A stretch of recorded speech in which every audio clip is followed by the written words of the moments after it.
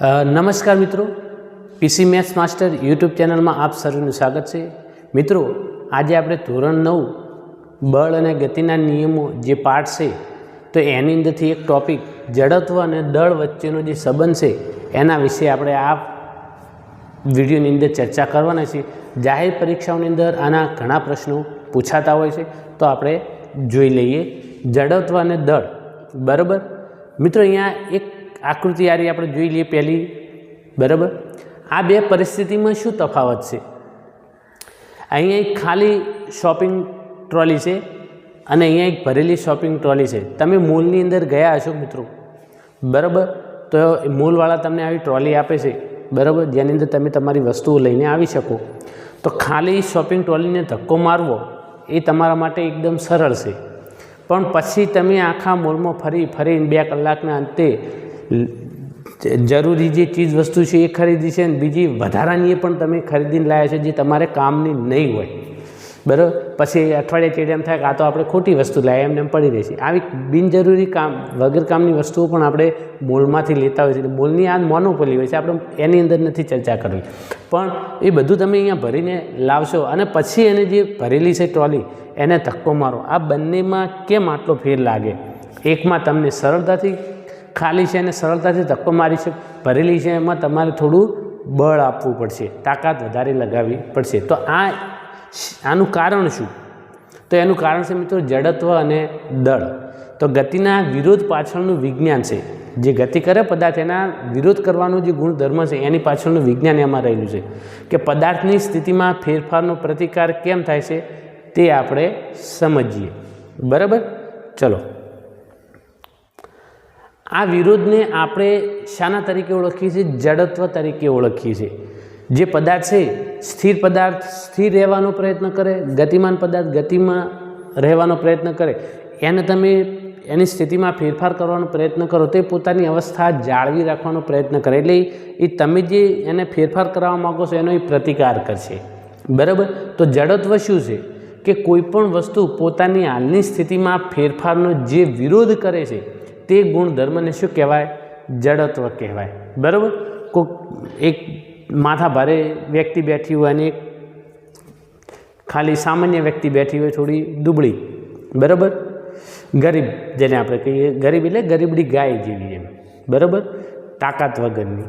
તો આવી બે વ્યક્તિ બેઠી હોય, તમે જઈને તમારે બેસવું છે, બરાબર, બેન્ચ ઉપર બેઠા હોય, તમારે કેવું હોય કે ચલો ઊભા થઈ જાય, પેલો માથા ભારે કહેશે તો ઊભો થશે ના, તો તમે શું કહેશો? આ તો જડ છે, પણ પેલાને તમે સરળતાથી ઊભો કરી દઈશો, બરાબર, પણ પેલો એની શું કરે છે? પ્રતિકાર કરે છે, બરાબર। એટલે એ જડ, જેને આપણે કહીએ કોઈ આપણું ન માને, આપણે કોઈને વારંવાર સૂચના આપતા ન માને તો આપણે શું કહીએ? તો જડ જેવા છે। એટલે એ જે પ્રતિકાર કરે છે, તમારી જે એ હાલની સ્થિતિનો શું કરે છે? એનો જે ફેરફાર કરવા આપણે માગીએ છીએ એ ફેરફારનો વિરોધ કરે છે, અને એ વિરોધ કરતા ગુણધર્મને શું કહેવાય? જડત્વ। એટલે સ્થિર રહેવાનો વિરોધ કરે, અથવા ગતિ બદલવાનો વિરોધ કરે, અથવા ગતિની દિશા બદલવાનો વિરોધ કરે, તો આ જડત્વ છે। જડત્વ 3 પ્રકારના હોય, એક સ્થિરતાનું જડત્વ, ગતિનું જડત્વ અને ગતિની દિશાનું જડત્વ, એટલે કે દિશાનું જડત્વ, બરાબર। તો જડત્વનું મૂળ કારણ શું? આ જે જડત્વ છે એનું મૂળ કારણ શું છે? તો પદાર્થનું દળ છે। આપણે હાલ વાત કરી એક બહુ ભારે વ્યક્તિ અને એક હળવી વ્યક્તિ થોડી, તો પેલું ભારે વ્યક્તિ છે એનું વજન વધારે, એનું દળ વધારે છે, એટલે એનું જડત્વ વધારે હોય, બરાબર।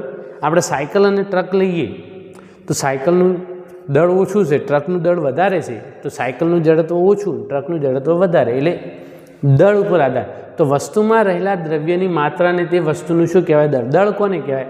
તો જે વસ્તુ છે એમાં રહેલો જે દ્રવ્યનો જથ્થો છે એ દ્રવ્યના જથ્થાની માત્રાને દળ કહે છે। એનો એકમ શું છે? તો કિલોગ્રામ, ગ્રામ પણ લખાય, મિલીગ્રામ પણ લખાય।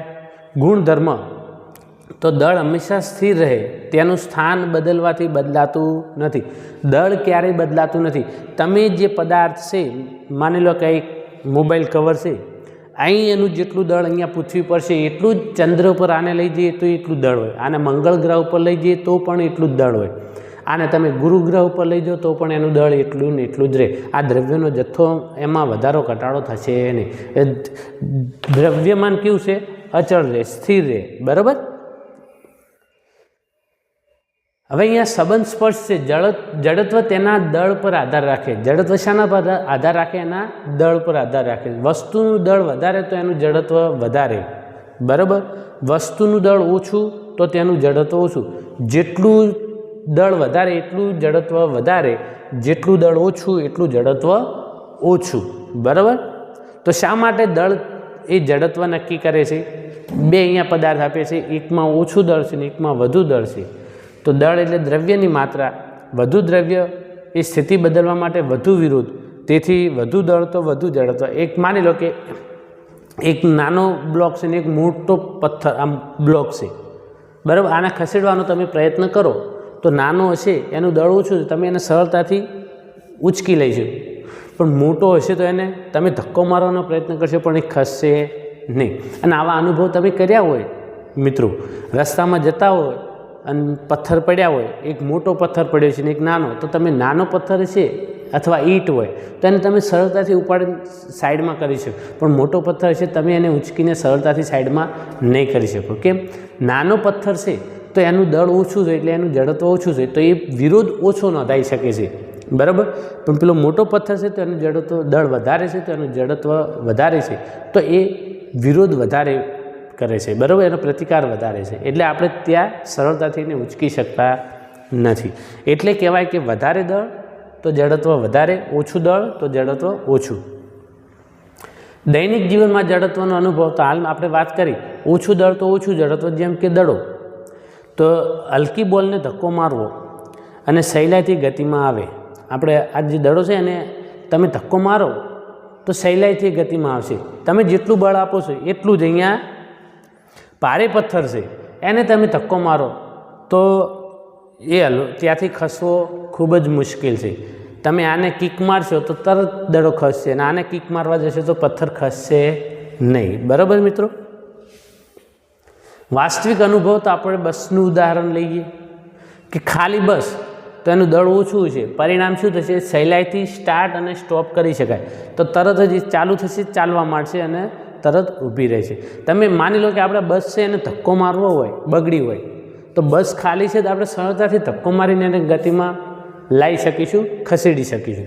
પણ અંદર પેસેન્જર ભરેલા હશે એટલે મુસાફરોથી ભરેલી બસ, તો એમાં દળ ઘણું વધારે છે, એને ધક્કો મારવો હશે તો આપણને વધારે બળની જરૂર, વધારે માણસોની જરૂર પડશે. અહીં માની લો કે 5 વ્યક્તિ બસને ધક્કો મારીને ખસેડી શકે છે, તો અહીંયા 5 વ્યક્તિ ખસેડી શકશે નહીં, તો 5ની જગ્યાએ થોડા વ્યક્તિ વધારવા પડશે, કારણ કે અંદર પેસેન્જર ભરેલા છે, અથવા પેસેન્જરને ઉતારવા પડે, બરાબર. પરિણામ સ્ટાર્ટ અને સ્ટોપ કરવી મુશ્કેલ બને, બરાબર. તો ભરેલી બસનું દળ વધારે હોવાથી તેનું જડત્વ પણ કેવું હોય છે? વધારે હોય છે. જડત્વ માત્ર સ્થિર વસ્તુઓ માટે નથી, એટલે કે એકલી સ્થિર વસ્તુ એના માટે લાગુ નથી પડતું, એ ગતિમાં રહેલી વસ્તુઓ માટે પણ એટલું જ લાગુ પડે છે કે ગતિમાં રહેલી વસ્તુ પણ પોતાની ગતિમાં ફેરફારનો વિરોધ કરે. ઓછું દળ તો ગતિનો ફેરફાર, એટલે જડત્વ ઓછું હોય તો એને ઝડપથી આપણે ફેરફાર કરાવી શકીએ. વધારે દળ તો એની ગતિ બદલવી મુશ્કેલ થાય. અને આનું ઉદાહરણ તમે ક્યાં જોઈએ? તમે સાયકલ લઈને જતા હોય અને કાર લઈને જતા હોય, વળાંક આવે તો સાયકલ લઈને તમે ફટ દઈને વાળી શકો, તરત નાના શોર્ટ વળાંકમાં તમે વળી શકો, પણ કારને એટલી ઝડપથી વાળી શકશો? નહીં વાળી શકો, કારણ કે એનું દળ વધારે છે એટલે એનું જડત્વ વધારે છે. એટલે વધારે દળ ગતિ બદલવી બહુ મુશ્કેલ હોય, ઓછું દળ તો ગતિ સરળતાથી આપણે બદલી શકીએ. જેટલી કાર વળાંકમાં સરળતાથી વળી શકે છે, બરાબર, એટલી ટ્રક, મોટી ટ્રક સરળતાથી વળી શકતી નથી, વળાંક લઈ શકતી નથી. હવે જડત્વને બદલવું હોય તેના માટે શું જરૂરી છે મિત્રો? આ જડત્વને બદલવું તેના માટે એક જ વસ્તુ જરૂરી છે, બળ. બળ વડે જ આપણે જડત્વને બદલી શકાય. એટલે કે કોઈપણ વસ્તુના જડત્વને બદલવા એટલે કે તેની સ્થિતિમાં ફેરફાર કરવા માટે બળ લગાવવું જરૂરી છે, બાહ્ય અસર પેદા કરવી જરૂરી છે, એટલે કે એને બળ લગાવવું જરૂરી છે. વધારે દળવાળી વસ્તુ માટે વધારે બળ જરૂર નહીં પડે, ઓછા દળવાળી વસ્તુ હોય તો ત્યાં ઓછા બળની જરૂર પડે. હવે આ સિદ્ધાંતને આપણે શું કહીએ છીએ? તો ન્યૂટનનો પ્રથમ નિયમ કહેવામાં આવે, અને આ નિયમને આપણે શું કહીએ છીએ? જડત્વનો નિયમ. એટલે અહીંયા મિત્રો એક ખાસ નોંધ કરજો કે ન્યૂટનની ગતિનો પ્રથમ નિયમ એ જડત્વની વ્યાખ્યા રજૂ કરે છે. ન્યૂટનની ગતિનો પ્રથમ નિયમ એ જડત્વની વ્યાખ્યા રજૂ કરે. કે જ્યાં સુધી કોઈ બાહ્ય બળ ન લાગે ત્યાં સુધી પદાર્થ પોતાની સ્થિર અથવા ગતિમાન અવસ્થા જાળવી રાખે છે. આ જડત્વનો નિયમ છે કે જ્યાં સુધી કોઈ બાહ્ય બળ ન લાગે ત્યાં સુધી પદાર્થ પોતાની સ્થિર હોય તો સ્થિર અવસ્થા જાળવી રાખે અને ગતિ કરતો હોય તો ગતિ અવસ્થા જાળવી રાખે છે. દળ જેટલું વધારે આ સ્થિતિને બદલવા માટે તેટલું જ વધારે બળ જોઈએ. જેટલું પદાર્થનું દળ વધારે હોય તો એની સ્થિતિને બદલવા માટે તેટલું જ વધારે બળ જોઈએ, કારણ કે તેનું જડત્વ વધુ છે. બરાબર. અને જડત્વ ઓછું હોય, બરાબર, અહીંયા વધારે દળ છે તો અહીંયા વધારે બળ આપવું પડશે, જ્યારે અહીંયા નાનો બ્લોક છે તો ઓછું જડત્વ છે તો અહીંયા ઓછું બળ આપવું પડશે. બરાબર. હવે જડત્વ અને દળની એક તુલનાત્મક દ્રષ્ટિએ આપણે જોઈ લઈએ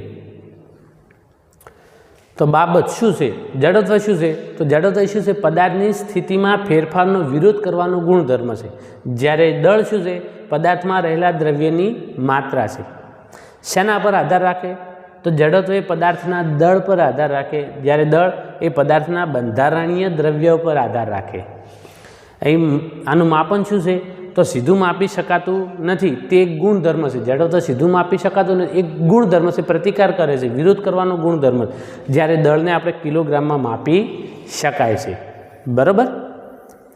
મુખ્ય મુદ્દા આટલું યાદ રાખવાનું. જડત્વ એ પદાર્થના દળ પર સીધો આધાર રાખે. જડત્વ એ પદાર્થના દળ પર સીધો આધાર રાખે. દળ વધારે તો જડત્વ વધારે, દળ ઓછું તો જડત્વ ઓછું. દળ વધે તો જડત્વ વધે છે અને દળ ઘટે તો જડત્વ ઘટે છે. પદાર્થનું દળ બદલ્યા વગર તેનું જડત્વ બદલી શકાતું નથી.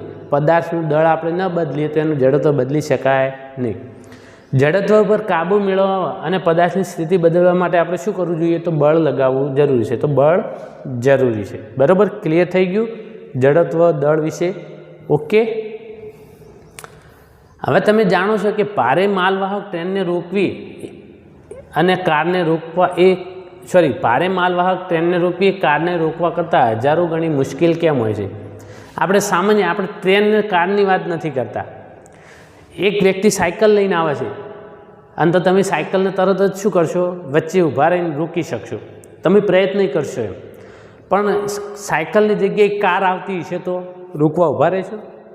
ના, કારણ કે કારનું જડત્વ વધારે છે, જ્યારે સાયકલનું જડત્વ ઓછું છે. તો ત્યાં તમે ઓછું બળ વડે ત્યાં સરળતાથી રોકી શકશો.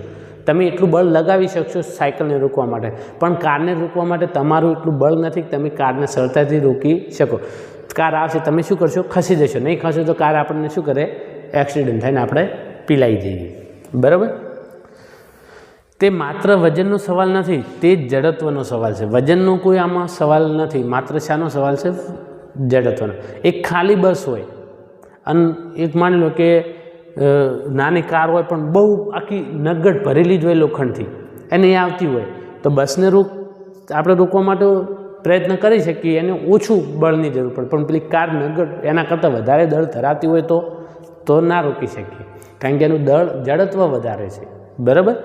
એટલે વજન ઉપર નહીં, જડત્વ ઉપર જવાનું આપણે.